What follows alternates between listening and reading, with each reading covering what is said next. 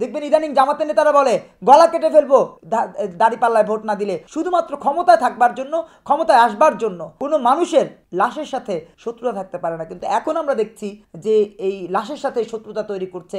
রাজবাড়িতে যে ঘটনা ঘটিয়েছে, লাশ উঠিয়ে সেই লাশে আগুন দিয়েছে, সেই লাশের ছাই রাজবাড়ির পাশে পদ্মা নদীতে ভাসিয়ে দেওয়া হয়েছে। এর চেয়ে নেক্কারজনক ইসলামের অবমাননা হতে পারে না। যেই ধর্ম বলে শান্তির ধর্ম, সেই ধর্মেই আজকে সবচেয়ে বড় অধর্মের কাজগুলো হচ্ছে শুধুমাত্র ক্ষমতায় থাকবার জন্য, ক্ষমতায় আসবার জন্য।